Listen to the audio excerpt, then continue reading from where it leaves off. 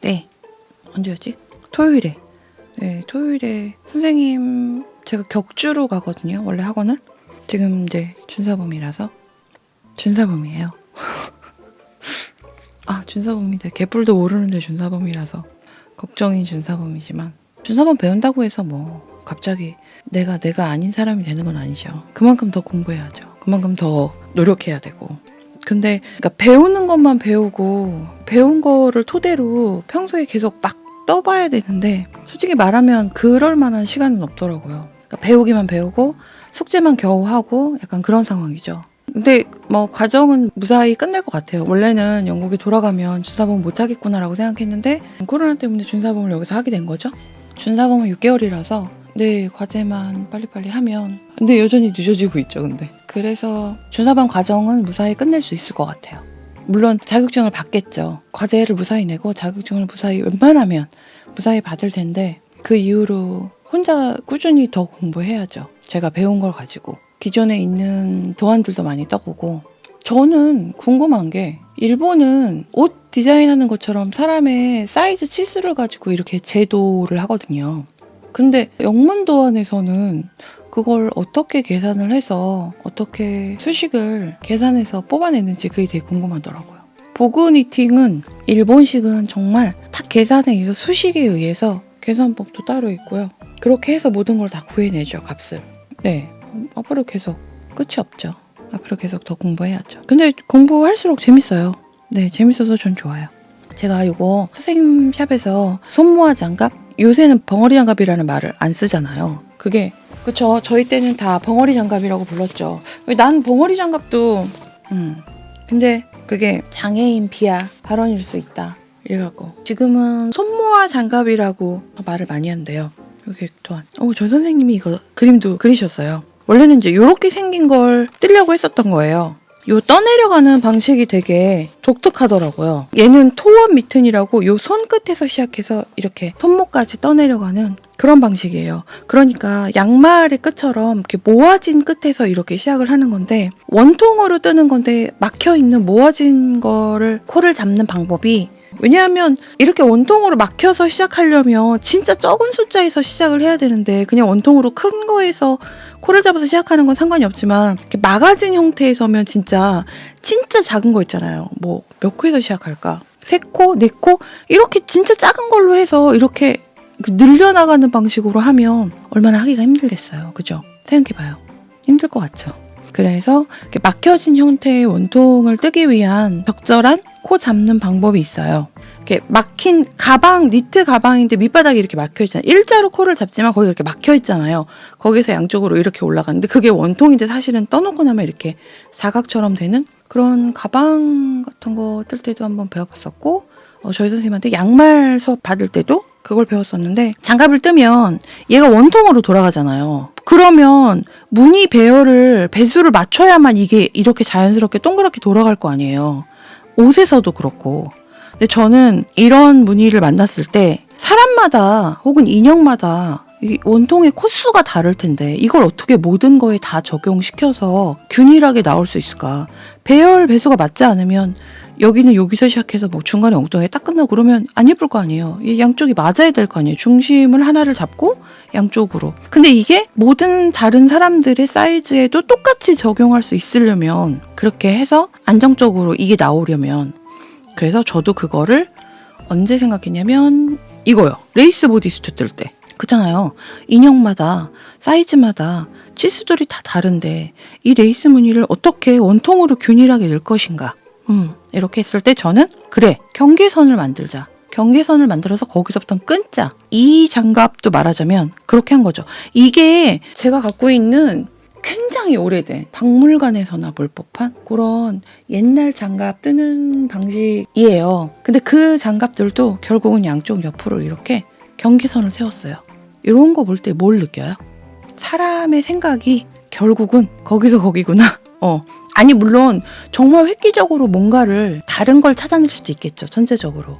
그렇지만 합리적인 거 누구나 생각을 해보면 이렇게 할 수밖에 없다 싶은 그런 것들은 몇천 년 전의 분들이나 시공간을 뛰어넘은 조상님과의 조 그분들도 그래 무늬는 넣고 싶은데 근데 막 대충 요 코스에 맞춰서 넣고 그냥 끝나는 대로 끝내버리고 이렇게가 아니고 양쪽으로 앞뒤로 똑같이 무늬가 나오고 여기가 이렇게 배열도 착 중심을 향해서 맞고 요렇게 이제 그분들도 머리를 썼겠죠. 그랬을 때 이걸 어떻게 맞춰야 할까? 엄지의 구멍도 그래요. 이게 문제가 뭐냐면 제가 이걸 해본 느낌인데 여기다가 구멍을 뚫어서 이렇게 올라갈 때 이쪽 면하고 이쪽 면하고 배열이 같지 않아요. 왜냐면 얘는 여기서부터 이렇게 시작이잖아요. 배열이. 얘는 여기서부터 이렇게 시작이고 처음에는 그 생각을 하지 않고 멍 때리고 앞쪽만 보고서 무늬 배열로 떴더니 이 무늬 배열로 안쪽까지 뜨면 안 되잖아요. 그러면 여기가 이어져서 안 나올 거 아니에요. 얘는 이 안쪽에서는 구멍을 뻥 뚫어서 양쪽을 잡았을 때 이쪽과 이쪽의 코가 잡아졌을 때 얘는 요 무늬를 타고 올라가야 되고 얘는 요 무늬를 타고 올라가야 되니까. 그렇잖아요. 그렇게 했을 때 무늬 배열이 맞지 않고 같지 않은데 이걸 어떻게 덜 어색하게 적용을 할 수 있을까? 그랬을 때 몇천 년 전 조상님, 몇백 년 전 조상님도 저도 같은 생각을 한 거죠. 그냥 머리를 쓴 거죠. 어떻게 하면 좋을까? 그래서 경계선을 만들자. 경계선을 만들어서 그 중심으로 이렇게 해요. 그래서 경계선을 저는 코를 잡을 때부터는 요 중간에 색깔 코, 진한 거, 색깔 코, 요렇게 세 코. 원래 저희 선생님이 가르쳐 주실 때는 네 코를 잡은 다음에 사이드에서 이렇게 코를 잡은 거에서 늘려가요. 늘려가는 애들이 여기 되는 거거든요. 그래서 3, 5, 7 이렇게 늘어가는데 그 애들을 늘기 위해선 어떤 애를 바탕으로 그 밑에서 주워와야 되잖아요. 코를. 그거를 이 경계선 애들로 삼은 거죠. 그래서 내 코였지만 양쪽에서 왜냐하면 양쪽에서 이게 2개 반이 될 수밖에 없었던 이유는 이쪽 면에서의 코의 방향과 이쪽 면에서의 코의 방향이 틀리니까. 하지만 나는 나중에 결과를 끝으로 볼 때는 이렇게 볼 거 아니에요. 근데 사실은 이쪽과 이쪽은 코의 진행 방향이 다른데 사실 처음부터 이 둘을 있게 할 수가 없어요. 왜냐면 얘 코와 얘 코는 방향이 반대 방향이기 때문에 코의 방향이 걔네를 똑같이 맞춰서 한다고 해도 그 진한 색깔선이 똑같이 딱 이렇게 이어지지 않아요. 반코가 어긋나겠죠. 방향이 틀리니까. 근데 원래 저희는 처음에 그냥 이 그림에 나와 있었던 이거를 원래 배우려고 했어요. 저도 그래서 이렇게 그냥 민무늬 손모아 장갑 요거를 뜨고 있었어요. 한 요만큼 떴을 때 선생님이 그럼 여기서부터 무늬를 넣어라. 그냥 뜨면 지루하니까 라고 해서 선생님이 여기다가 뒤에다가 무늬를 넣어주셨어요. 근데 저희 선생님이 저를 자극하시려고 그 말씀을 하셨나? 선생님 뭐라 그러셨냐면 예전에 우린 이거 처음부터 무늬 넣는 거부터 해서 그렇게 내가 가르쳤어. 그런 수업을 했어 라고 하시는 거예요. 다른 분들은 이걸 늘려가면서 늘리기에도 지금 코가 안 보이고 막 이 코가 그 코인지 저 코가 그 코인지 그러고 막 난리였거든요. 정말 저만 이걸 무사히 해냈고 나머지 분들이요? 네 블랙홀 계속 떴다 풀렸다 그랬죠. 이게 쉽지 않았어요. 여기 코 잡는 거가. 근데 그렇게 했는데 이거를 다른 분들은 처음부터 이 무늬를 넣고 떴다는 거예요. 그러니까 또 제 성격상 어떻게 됐겠어요. 자극을 받았죠. 나도 처음부터 무늬 넣을 거야. 근데 처음부터 무늬를 넣으려면 저기에서는 옆에 있는 경계선이 3코가 나와 있지만 초반에 3코만 잡으면 안 되는 게 왜냐면 그 3코 중에서 바탕코가 돼갖고 양쪽으로 늘어나는 시접이 돼야 된단 말이에요. 이게 만약에 그냥 아무런 색 배열이 없이 그냥 3코나 2코 만이었다면 상관이 없었을지도 몰라요. 근데 저는 이렇게 무늬가 있잖아요. 중간에 한 코 무늬가 들어가 있는 거기 때문에 걔가 확실하게 이렇게 딱 서야 되니까. 그래서 저는 일단은 진행을 하다가 저는 이렇게 해서 나름 실험을 하면서 진행을 했어요. 이거는 요 마무리는 요게 에스토니안식 제가 굉장히 좋아했던 책이 있어요. 뜨개 입문하게 만든 책. 요 작가분은 그쵸. 가서 고토미 선생님에게 사인도 받았어요.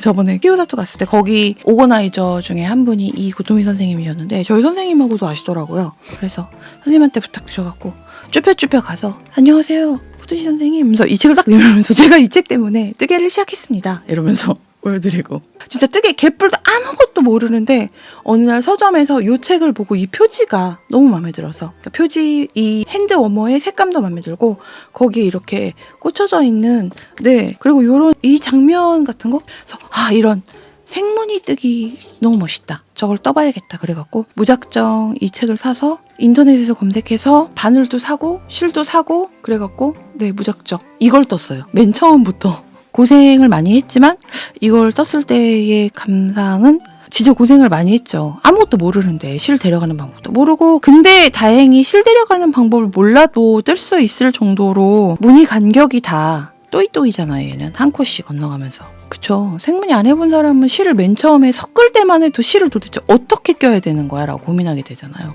근데 어떻게 그걸 끝내고 났을 때 정말 뭐든지 다 뜰 수 있을 것 같은 그런 자신감이 막 생겨서 네, 그래서 뜨기가 재밌다. 그리고 해보니까 내가 좀 하는데? 잘한다. 어렵지 않은데? 그래서 계속 하게 됐죠.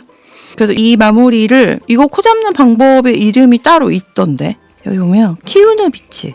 키우누는 에스토니아에서도 수공예가 가장 많이 남아있는 섬이래요. 키우누 섬의 여자들은 아기 때부터 손으로 짠 줄무늬 치마를 입고 있고 양말과 장갑도 직접 짜서 씁니다. 아우, 거기서 살고 싶네요. 거기서 태어나고 싶네요. 예전에 일본에서 만난 에스토니아인 청년도 그 청년은 매년 할머니가 장갑과 양말을 떠주어서 기쁘다고 했대요.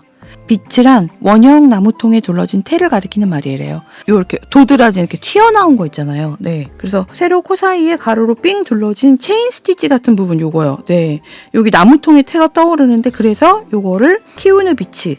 너무 예쁘죠? 이 테두리요. 요걸로 시작도 하고요. 마무리도 이렇게 해요. 저는 이제 마무리하는 거를 여기서 썼었는데 여기 보면 네, 시작하는 것도 여기 나와 있어요. 키우누 비치. 약간 인디언 말 같지 않아요? 저는 근데 이 책을 보고 배워서 책이 너무 지저분하다. 죄송해요. 얼마나 많이 봤던지 뭐 먹으면서도 보고 애기 보면서도 보고 그래서 그래요. 코를 하나를 잡은 다음에 여기에 하나를 고리를 만들어서 껴놓은 걸 그 사이에 껴요. 왜냐하면 코 잡을 때부터 각각 그 배열로 잡아야 하기 때문에. 그래서 두 개를 잡을 때 실을 앞으로 두고 그래서 걸기코를 해. 그렇게 한대요. 네, 오래돼서 생각 안 나요. 마무리는 확실히 생각이 나요. 안뜨기를 하는데 실을 한 방향으로 꼬는 거죠. 이쪽 방향으로 꼬면 그쪽 방향으로 그 화살표 모양이 나오고요. 반대 방향으로 꼬면 또 반대 방향으로 나오고 그렇게 되거든요.